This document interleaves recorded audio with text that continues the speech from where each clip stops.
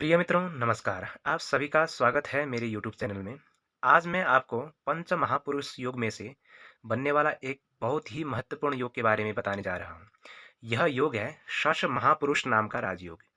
ये शश महापुरुष नाम का राजयोग जन्म कुंडली में किस प्रकार से घटित होता है, इसका प्रभाव क्या है और इससे हमें क्या फल मिलता है, वो संपूर्ण चीज़ें जानकारी आज मैं आपको इस वीडियो के माध्यम से बताने वाला हूँ।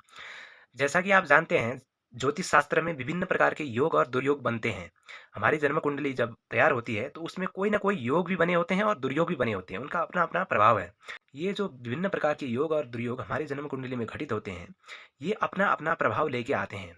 हमारे जीवन में कोई नई चीज़ घटित होने वाली है, तो उन योगों के माध्यम से हम देख सकते हैं कि ये योग किस प्रकार का फल देने वाला है और किस समय घटित होगा। ये संपूर्ण देखने के लिए हमें जन्म कुंडली के इस चार्ट में जाना होता है। तो मित्रों, हम समय अधिक विलंब न करके आज का टॉपिक शुरू करते हैं। आज का टॉपिक है कि ज्योतिष शास्त्र में हमारी जो जन्म कुंडली अध्ययन का जो सीरीज चल रहा है, उसमें शश महापुरुष योग को हम कैसे देखेंगे जन्म कुंडली में, यह घटित कैसे होता है, ये कैसे जान सकते हैं कि हम यह योग हमारी कुंडली में बन रहा है, उसको हम जानते हैं सबसे पहले। उसके बाद इसका प्रभाव के बारे में जानेंगे कि हाँ, यदि किसी की जन्म कुंडली में यह योग घटित हुआ है तो उसका क्या परिणाम होगा, कैसे फल मिलेगा, किस प्रकार का फल मिलेगा। आइए मित्रों, सबसे पहले जानते हैं कि यह शश महापुरुष योग बनता कैसे है। सबसे पहले इस कुंडली के चार्ट में जाना है मित्रों। ये कुंडली का एक चार्ट है, इसमें 12 खाने होते हैं। मैंने बेसिकली सभी चीज़ बता दिया है कि कुंडली के किस भाव को क्या कहा जाता है, भाव की संज्ञा भी बता दी है, सब कुछ बता दिया है। इसको जानने के लिए आप पिछले वाली वीडियो भी देख सकते हैं। तो मित्रों, यह योग शनि के द्वारा बनता है। जन्म कुंडली में शनिदेव, जब भी जन्म कुंडली में जिसकी भी कुंडली में शनिदेव कुंडली के केंद्र भाव, पहला, चौथा, सातवां और 10वां, ये जो 1, 4, 7, 10 हैं ये भाव, ये पहला भाव होता है। जिस जिस किसी भी कुंडली में ये पहला भाव लग्न होता है, ये पहला भाव। तो ये चौथा भाव हो गया, ये हो गया सातवां भाव, ये हो गया 10वां भाव। ये जो केंद्र के भाव कहलाते हैं 1, 4, 7, 10, इन भाव में जब जब शनिदेव अपनी उच्च राशि या अपनी स्वराशि में बैठेंगे ना, तो ऐसे समय में शश महापुरुष राजयोग का निर्माण होगा।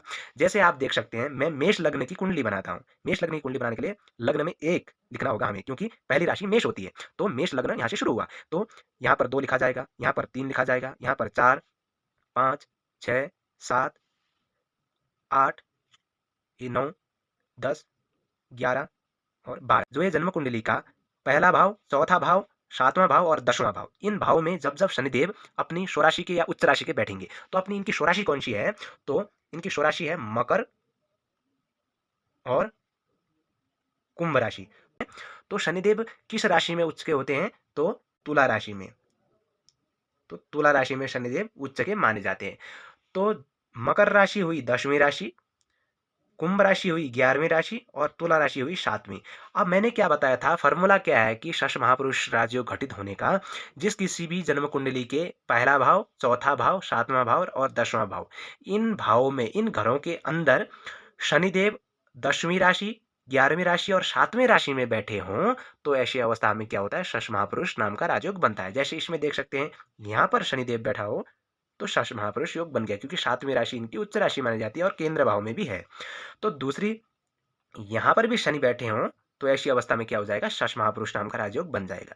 अब यहाँ पे बैठे हों बनेगा नहीं, बनेगा, क्योंकि यहाँ पे क्या है, उनकी अपनी राशि भी नहीं है, उच्च राशि भी नहीं है। तो बैठने के लिए तो केंद्र में बैठे हैं, लेकिन फॉर्मूला क्या कहता है, सूत्र क्या कहता है कि अपनी उच्च राशि होनी चाहिए या अपनी स्वराशि होनी चाहिए। स्वराशि है मकर, मकर और कुंभ, और उच्च राशि है तुला राशि। स्वराशि इनकी मकर और कुंभ हो गई और उच्च राशि इनकी तुला राशि। तो यहाँ पर मेष लग्न की कुंडली में, यदि किसी की मेष लग्न की कुंडली आपके हाथ में आ गई, तो उनके यदि 7वें घर में और 10वें घर में शनि बैठा हो, तो ऐसी अवस्था में शश महापुरुष नाम का राजयोग घटित आपको देखने को मिलेगा। अब मित्रों, हमने जान लिया कि शश महापुरुष नाम का राजयोग इस प्रकार से घटित होता है। अब हम जानते हैं कि इसका फल क्या है, परिणाम क्या है, इसके परिणाम कैसे होंगे हमारे जीवन में। तो शश महापुरुष नाम का राजयोग एक पंच महापुरुष योग में से सब सर्वाधिक सर्वश्रेष्ठ प्रभाव देने वाला महायोग है, क्योंकि ये शनि के द्वारा घटित होता है। अब शनि कर्मों का प्रभाव देने वाला ग्रह है, हमारे कर्मों के फलों को गिनकर, देखकर, चुन चुन कर फल देता है। तो हमको थोड़ा जीवन में ज़्यादा परिश्रम करा देता है, मेहनत बहुत अधिक करा देगा, लेकिन क्या होंगे, इसके परिणाम बहुत ही पॉजिटिव होंगे, सही होंगे। ये एक न्यायप्रिय ग्रह भी है, ये आपके साथ न्याय ही करेगा। यदि आपने बहुत मेहनत लगनशील से अच्छा काम कर रखा है, तो ये अच्छा ही परिणाम आपको देंगे। थोड़ा सा लेट होता है इसका प्रभाव। मंद मंद गतो शनि, यानी कि जो शनि की स्पीड है वो धीमी है थोड़ी, वो थोड़ा-सा प्रभाव लेट देंगे, लेकिन इनका प्रभाव एकदम ज़बरदस्त होता है मित्रों। तो इनका प्रभाव क्या होता है हमारे जीवन में, तो हमें उच्च अधिकारी बना देते हैं।